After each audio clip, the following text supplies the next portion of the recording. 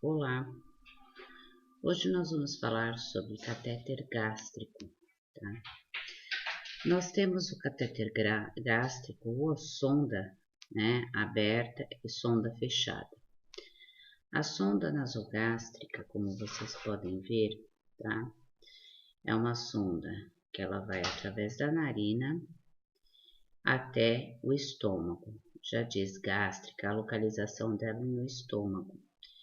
Então, essa sonda normalmente tá aberta, ela serve para drenagem, ou para drenagem de líquidos, né, que possa ser advindo do estômago, e a sonda fechada para alimentação. Só que essa sonda gástrica, normalmente a gente utiliza hoje em dia mais o que? Para drenagem. Para alimentação, a gente utiliza outra sonda que a gente chama de sonda enteral. É um outro material, tá?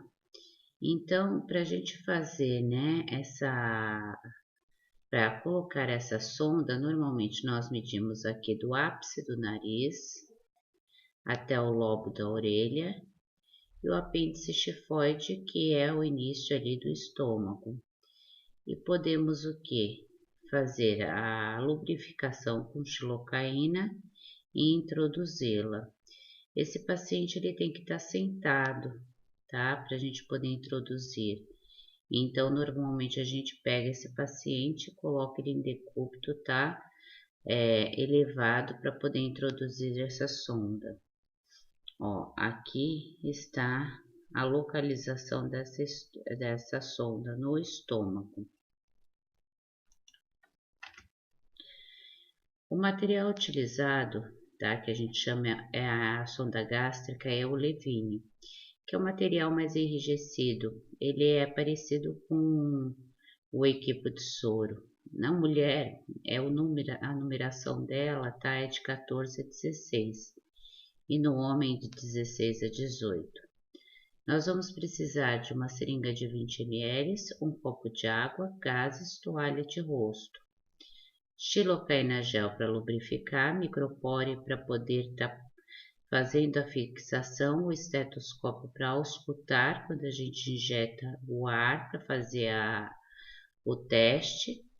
Biombo se tiver outras pessoas, né, no quarto, se for um quarto privativo não, e luvas de procedimento, não precisa ser estéreo, não é um procedimento estéreo, porque o estômago, né, ele não é um procedimento estéreo. Sacos de lixo para desprezar o material. Primeiro eu vou elevar a cabeceira desse paciente em posição de 45 graus de Foley, com a cabeça levemente inclinada para frente, para poder ter a melhor introdução, ou em decúbito dorsal horizontal com a cabeça lateralizada. Proteger o tórax com a toalha para ficar, se advindo esse paciente tiver que se sentir vontade de vomitar ou vomitar também, né? Porque causa uma certa náusea. Então eu vou limpar as narinas e a região aqui da testa, tá? Com gases para retirar a oleosidade da pele para poder tá fixando essa sonda. Vou medir a sonda do pavimento, tá? Ao auricular aqui, tá? Até o ápice do nariz e o apêndice xifoide, que é aqui logo onde inicia o estômago.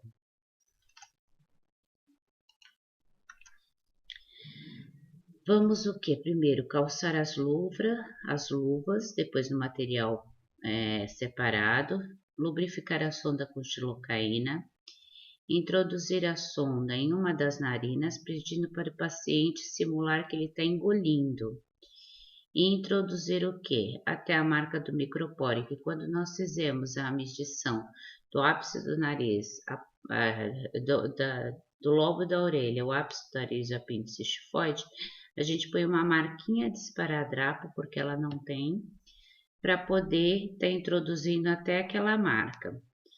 Observar sinais, né, de cianose, que fica roxeado a pessoa, porque se Cianótico, apresentar falta de ar, a dispneia, a tosse, significa que ela não foi para o estômago, ela foi para o pulmão. Então, a gente deve retirar imediatamente e fazer todo o processo de novo.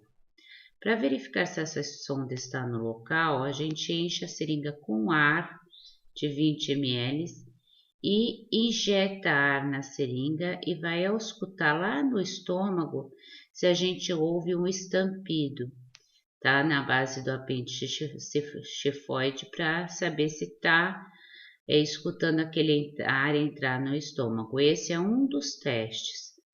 O outro, tá? Teste é você aspirar a seringa para ver se vem o conteúdo gástrico, né? Só que aquele conteúdo gástrico não jogue fora, retorne ao próprio estômago, porque ele é rico, né, em ácido clorídrico, ele serve para digestão também. Ou o terceiro teste, colocar a ponta da sonda num copo d'água. Se estiver borbulhando, ele está na traqueia, porque na traqueia nós temos ar. Então, ele não pode borbulhar. Se ele estiver borbulhando, tem que retirar imediatamente também. Fechá-la ou conectar ao conector para poder drenar a secreção. Vai fixar a sonda, tá? Que a gente não deve puxar aquela sonda, tracionar, porque machuca, né? Aqui a região do nariz. E toda vez que essa sonda for aberta para algum procedimento, primeiro dobrar ela, né, dessa forma, para poder não sair todo o líquido e também evitar a entrada de ar. Aquela é a sonda gástrica, né, que é a sonda de Levine. A sonda enteral, essa sonda que passa somente ao enfermeiro ou médico. O técnico e auxiliar, eles não têm respaldo para passar essa sonda. Essa sonda enteral, ela vai estar localizada no duodeno, abaixo do estômago no duodeno. Ela existe essa ponta, né? E existe dentro dessa sonda que ela é uma parte, né? Mais maleável e existe um fio guia que é como se fosse um arame. Então o enfermeiro ele vai passar essa sonda enteral sim é para dieta, né? Só que essa sonda, depois de ser passada, vai ter que esperar ela migrar para o duodeno e fazer um raio-x. Esse material ele é nemopaco. Ele aparece, tá, no raio-x para ver se está localizado direitinho no duodeno para poder introduzir essa sonda. E todas as vezes que a gente for administrar dieta por essa sonda, a dieta são vocês que vão administrar. Deve ser lavada para não poder obstruir esta sonda. O catéter enteral, ela somente estará aberta se estiver infundindo alguma dieta, água, né? Serve também para medicações que deveria ser via oral, mas o paciente é incapaz de engolir aquele remédio, então é triturado, diluído e colocado para essa sonda. Ela é somente usada para alimentação, ela não serve para drenagem. Então, como eu falei, deve ser passado pelo médico ou enfermeiro. O material dela, que a gente chama, tá? É do BOF, com um fio guia, que é aquele arame que eu falei para vocês que a gente chama de mandril. A gente vai precisar de uma seringa de 20 ml, copo com água, gases, né? Benzina a gente não utiliza tanto mais, mas a gente utiliza, limpar a oleosidade pode ser com água, com um pouco de sabonete, depois retirar aquele oleosidade da pele, vai usar uma toalha de rosto, xilocaína, gel, fita adesiva, estetoscópio, biombo se for necessário, luvas de procedimento e sacos para lixo.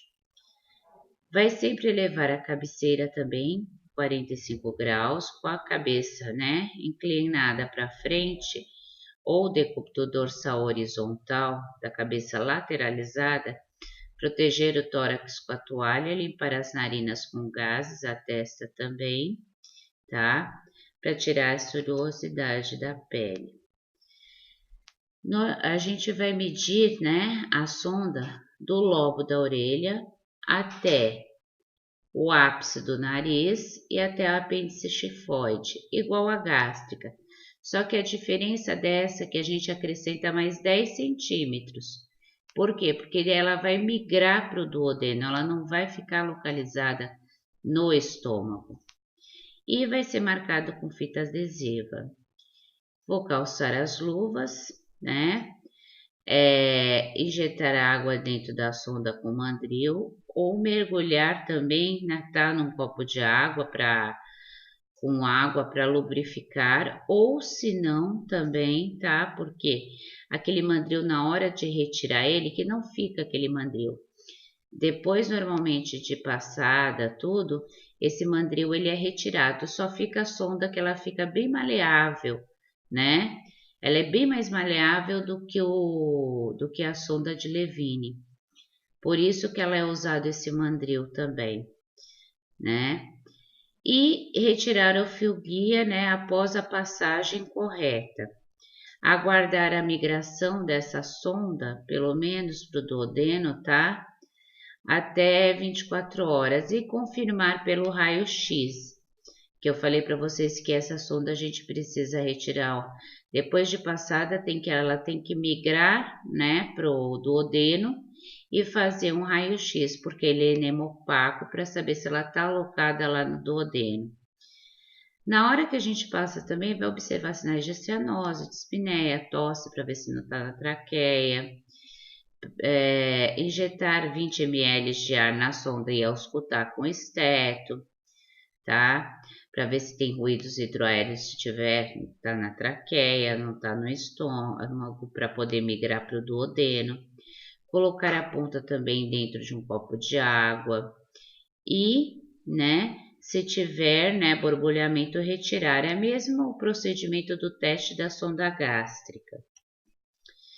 Esse catéter, toda vez que a sonda for aberta, também deve dobrar para evitar a entrada de ar, para encher, para não ter entrada de ar e gases, né?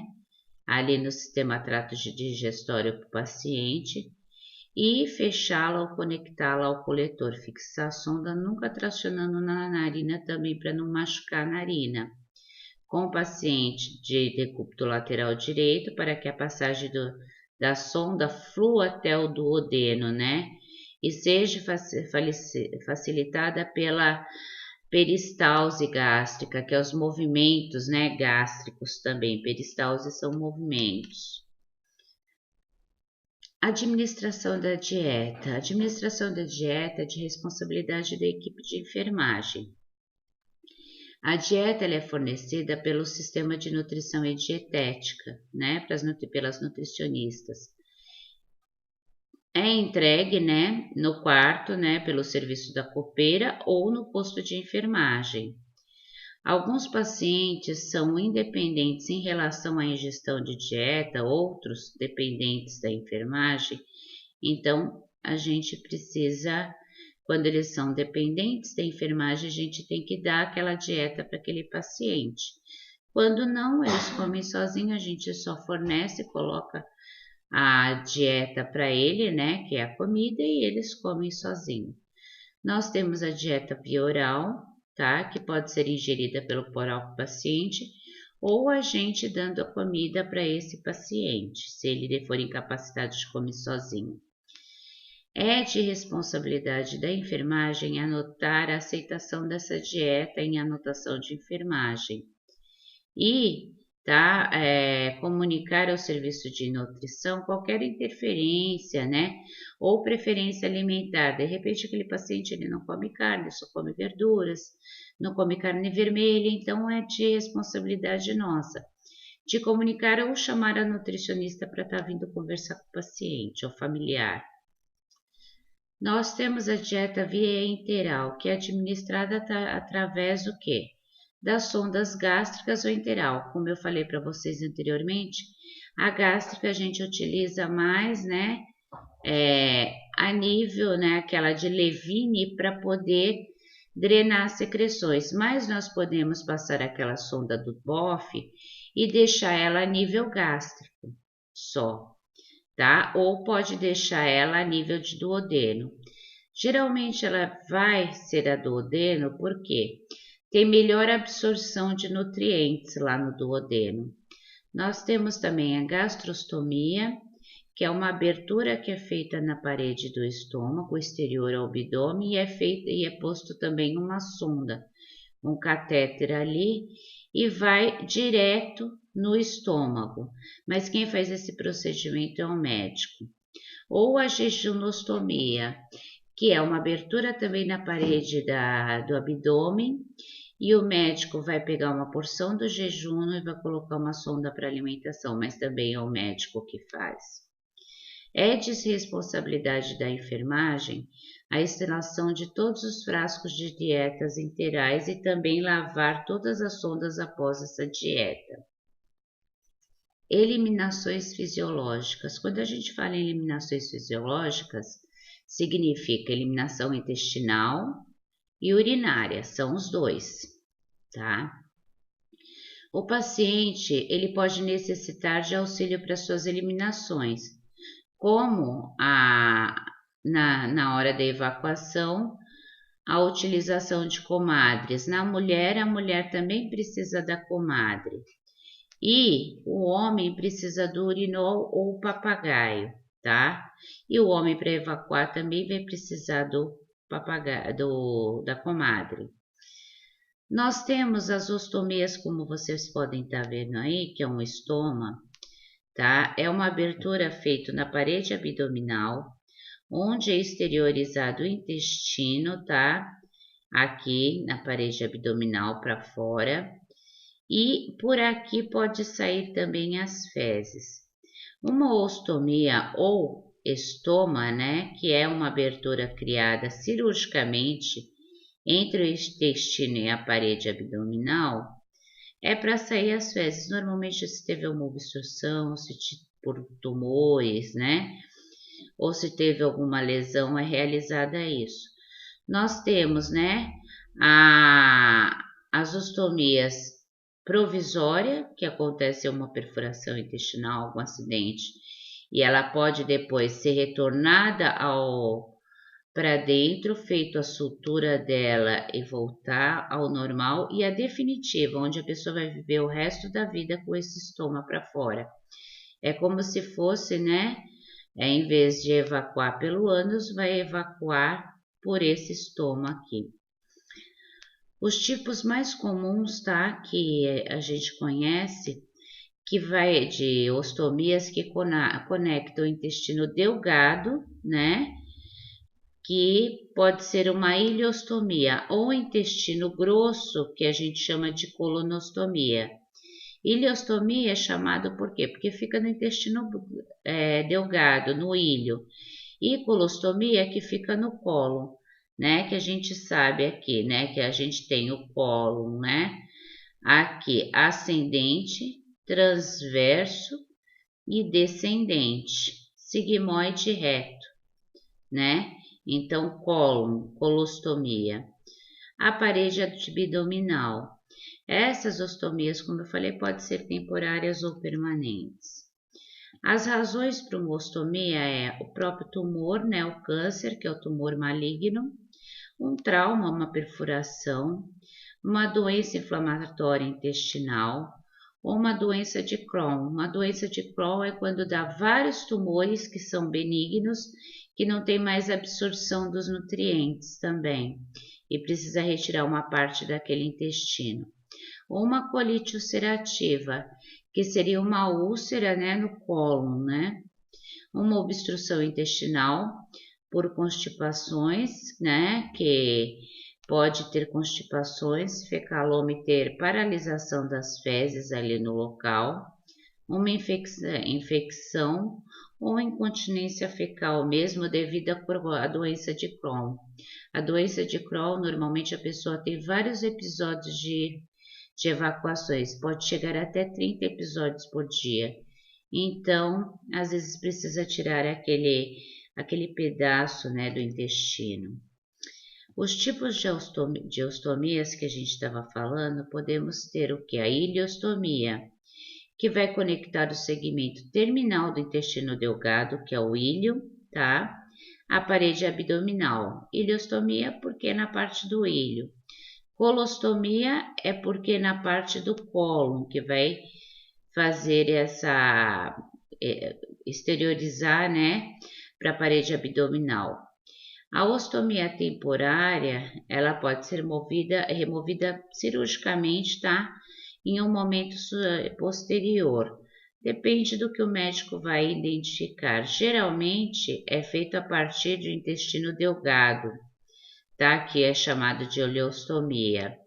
E ela vai evitar a passagem das fezes nos segmentos posteriores, quer dizer, se ela for no ilho, não vai passar fezes para o intestino, tá? Grosso. Ela vai ficar o quê? Sair pela parede abdominal e não vai passar para os outros segmentos. Ela é criada normalmente, tá? Para permitir que os segmentos, né, os cólons, né, intestinais que não estão recebendo as fezes cicatrizem após uma cirurgia também. E também o que ocorra melhor de uma doença, tá, diverticular ou uma doença de Crohn. A ostomia permanente, tá, é uma ostomia utilizada quando uma parte do reto, ou do ânus ou do cólon foram removidas, foram retiradas. Então, geralmente é feito a partir do intestino grosso, que pode ser ascendente, transverso ou descendente. E também é feito quando o músculo que controla a continência das fezes, tá, eles são removidos e não funcionam mais adequadamente. Quer dizer, não segura mais as fezes. Aí, para ter, vocês estão observando aqui, ó, a ostomia, e essa é chamada a bolsa de bolsas, né, de ostomias, ou a bolsa de Caraia, que a gente utiliza.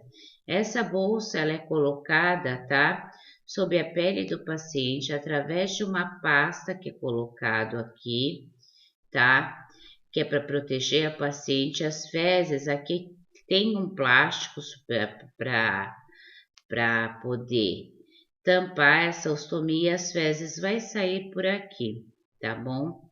Então, é uma placa que a gente coloca e vai aderir à parede abdominal. E a bolsa, ela fica acoplada aqui para receber essas fezes. A bolsa é descartável. Não que a gente vá trocar toda hora que tiver cheia. Essa bolsa, tá? A gente vai trocar pelo menos a cada 7 dias, que é uma vez por semana, ou quando essa placa descolar. Por quê? Porque senão essa pele ela não aguenta, ela vai começar a lesionar. A gente tem que olhar sempre periostomia, aqui em volta dessa ostomia, para ver se não tem sangramento, se tá tudo ok, né? Se essa ostomia ela tá vermelhinha, que essa é uma parte do intestino exteriorizada, tá? E assim, às vezes, muitas vezes, quando para ficar livre, né, de odores, existe carvão ativado que a gente pode pôr aqui dentro para evitar o cheiro também, né? Porque é fezes que tá saindo, né? E toda vez que essa bolsa tiver com fezes, tem que esvaziar e lavar. Lavar com água do chuveiro mesmo, tá? Quando no banho, porque é uma área contaminada. Aqui, gente, eu deixo os vídeos de apoio, que é sondagem gástrica, cuidados com a colostomia e preparo para colonoscopia. O que é colonoscopia? É um exame de visualização, tá? Do colo, para ver se tem alguma alteração. E logo aqui eu deixo as nossas atividades, ok? Agradeço a participação de todos.